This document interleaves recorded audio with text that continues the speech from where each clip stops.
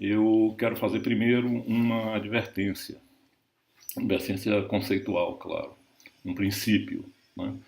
É absolutamente necessário que se realize cuidadosamente, em termos do método, cada etapa, antes sequer de pensar nas etapas seguintes, né? Por que eu estou falando isso? Porque um problema comum é o pesquisador iniciante, principalmente, se precipitar sobre a recolha dos dados, sobre a coleta dos dados, antes mesmo de ter formulado com clareza quais são as variáveis que ele vai pesquisar na realidade que ele busca, né?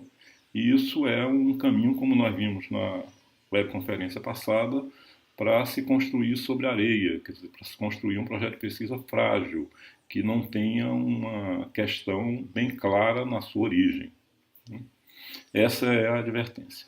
Retomando o final da segunda webconferência que nós fizemos no início desse mês, eu quero lembrar, ela conclui com a parte da revisão de literatura, né, e a identificação na literatura daquelas variáveis relativas ao objeto empírico que nós pretendemos analisar, aquelas variáveis que são as mais significativas para serem examinadas naquele objeto empírico. Esse conjunto de variáveis representa o dispositivo analítico da pesquisa, né? É o núcleo analítico da pesquisa. É pelo exame dessas variáveis que nós vamos conhecer mais algo a respeito daquele objeto empírico que nós estamos visando, né? Que nós estamos objetivando conhecer. Em relação às variáveis, fazer uma observação para a reflexão de vocês. Tem variáveis, por exemplo, a taxa de natalidade de um determinado país. Pode ser uma variável de uma determinada pesquisa. Essa variável ela já é mensurável diretamente. Você já encontra um indicador preciso, objetivo, que exprime a taxa de natalidade de um determinado país. Mas existem variáveis, eu vou dar um exemplo, acho que pelo exemplo fica mais fácil. Por exemplo, numa pesquisa que nós pretendamos analisar o desempenho físico de algumas pessoas. Desempenho físico é uma variável, é uma boa variável, a depender do contexto da pesquisa. Mas desempenho físico não implica imediatamente numa maneira de medir o desempenho físico. Desempenho físico, sim, eu entendo o que é. Mas como eu meço o desempenho físico?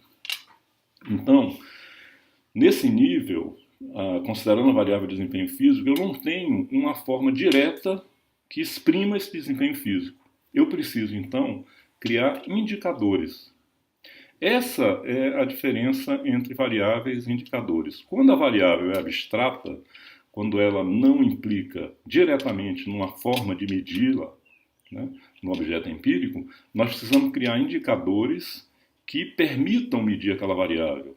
Então, por exemplo, no nosso caso da variável desempenho físico, eu posso construir um indicador chamado o tempo em que a pessoa percorre 100 metros ou 1 quilômetro.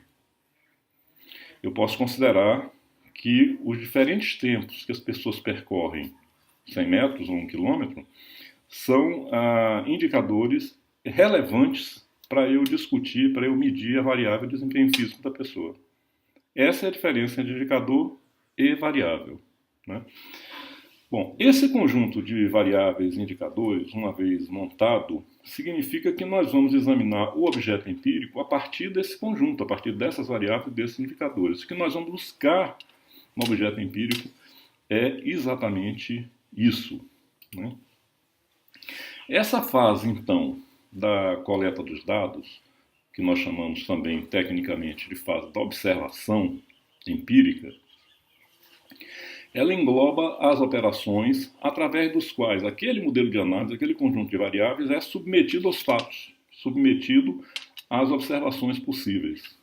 E aí são 3 as perguntas centrais em relação à observação.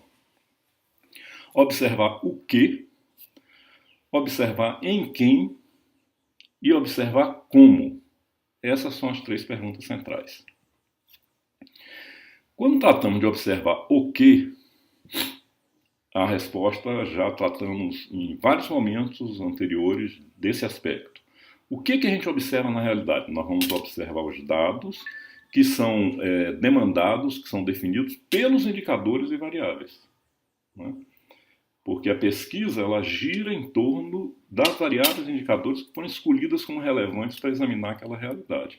Então a observação que eu vou fazer é uma observação que me dê informações sobre o comportamento daquele indicador ou variável. Portanto, a qualidade da minha observação, reitero, depende, em primeiro lugar, da qualidade da minha pergunta de pesquisa e da qualidade do meu modelo de análise, quer dizer, das variáveis que eu escolhi, né?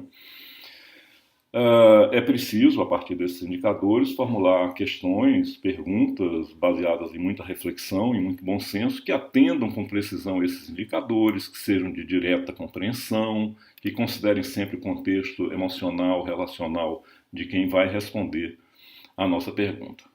Então, o que observar? Observar as informações necessárias a discutir variáveis e indicadores.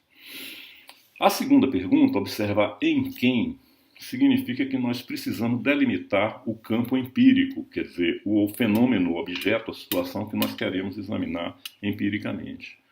É preciso delimitá-lo no espaço geográfico, em que local geográfico está esse campo de observação, no espaço social, que segmentos sociais ou que instituições, que contexto social ou institucional ou grupal nós vamos tomar como referência para o nosso exame, né, como parte do empírico, como grupo social que nós vamos examinar, ou como situação social, como conjunto de organizações, mas o que, do ponto de vista do espaço social e institucional, nós vamos examinar. E é preciso também delimitar o campo empírico no tempo, né? A que período nossa observação se refere? Hoje, nos últimos 3 anos, no ano de 2014, é preciso delimitar com clareza, porque isso vai explicar, contextualizar o dado resultante da pesquisa, o resultado da pesquisa, para quem depois for analisar, né? Observar em quem, então, implica essa delimitação. Observar em quem, quando estamos tratando de um grupo social, seja de pessoas, de organizações, de instituições, pode ser tratado do ponto de vista da abordagem quantitativa de 3 maneiras, né? Ou se estuda a totalidade da população daqueles componentes. Se eu quero estudar um grupo social que tem 30 pessoas, tem 300 pessoas, eu posso estudar a totalidade dessas 300 pessoas. Mas posso também estudar, amparado por regras estatísticas, uma parte dessa população que seja representativa desse todo. Estatisticamente, eu tenho como estudar apenas uma parte e garantir, com uma determinada margem de erro, de que essa amostra representa aquela população. Desculpa. Mas posso também estudar, e isso se presta para estudos também qualitativos, componentes típicos, componentes destacados daquela população por alguma particularidade que seja relevante para a minha pesquisa, que eu posso destacar aquele componente e estudá-lo. Então são 3 formas: a totalidade da população, uma amostra representativa ou estudo de componentes típicos, né? Quando eu vou observar a totalidade, eu estou com foco no conjunto dos elementos constituintes desse todo. Desculpe. Que é a minha população. Em que circunstâncias é mais recomendável, é mais adequado utilizar o estudo da totalidade da população? Quando não há necessidade de informações detalhadas sobre cada unidade, quando eu faço análise macrosocial que estuda dados globais que estão disponíveis já em estatísticas oficiais, ou quando eu tenho uma população cujo tamanho é reduzido e que então eu posso ter acesso integral a ela. Então eu estudo o conjunto, como se diz, estudo o universo da minha população, ou a totalidade. Uma outra alternativa, ainda dentro do observar em quem, é trabalhar com uma amostra. Nesse sentido, eu vou trabalhar com uma parte dos elementos dessa população que sejam representativos do todo. E eu tenho meios estatísticos de assegurar que essa amostra é representativa daquele conjunto maior. em que contexto é mais adequado utilizar a amostra? Quando a população é muito volumosa e você necessita de muitos dados para cada indivíduo em unidade. Esses dois fatores, ou separadamente ou em conjunto, impõem o uso de amostra. Ou mesmo quando é importante para o foco do investigador obter uma imagem global conforme a que seria obtida interrogando-se o conjunto da população. Qualquer abordagem em que eu possa ter uma visão geral da população através do estudo da sua amostra. Então, essa é a segunda forma de observação em relação a observar em quem. Né? A terceira forma é a forma dos componentes típicos.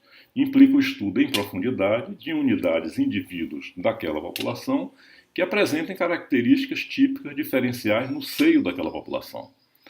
Isso se presta a métodos qualitativos de análise e direciona para uma análise em profundidade de um determinado tema, de uma determinada empresa, ou de um pequeno número de empresas, organizações ou pessoas.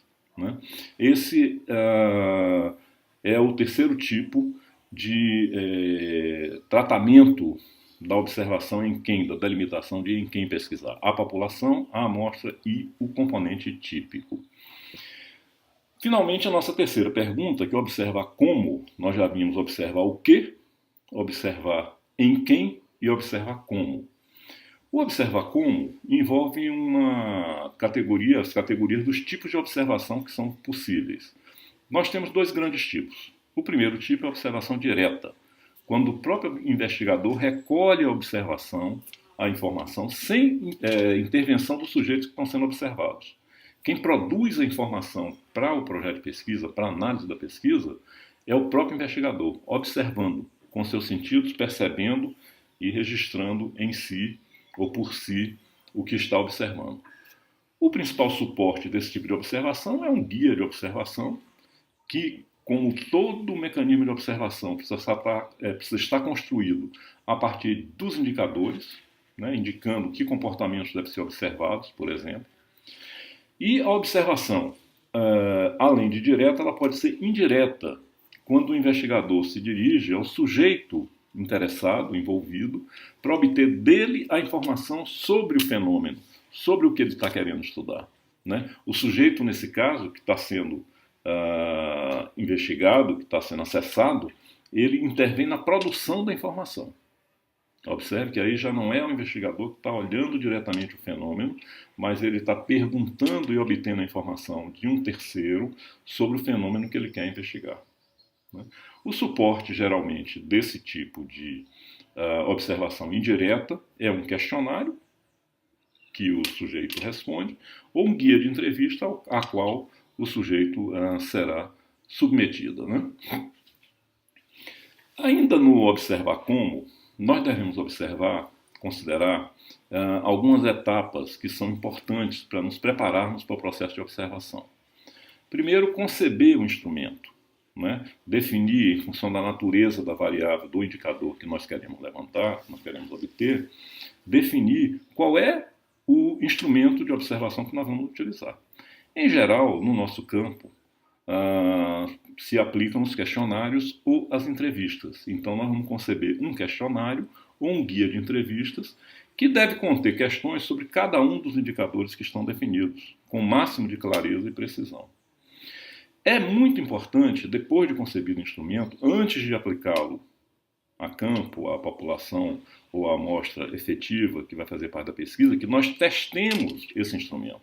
Apliquemos o questionário ou a entrevista, por exemplo, a um grupo pequeno e representativo de pessoas, mais ou menos similares àquelas da população que nós iremos depois entrevistar. Com isso, nós podemos aperfeiçoar, perceber problemas, perceber limitações do instrumento, corrigir, ajustá-lo e deixá-lo em plenas condições para ser aplicado. E a terceira fase é efetivamente a coleta de dados, onde nós vamos executar propriamente a observação.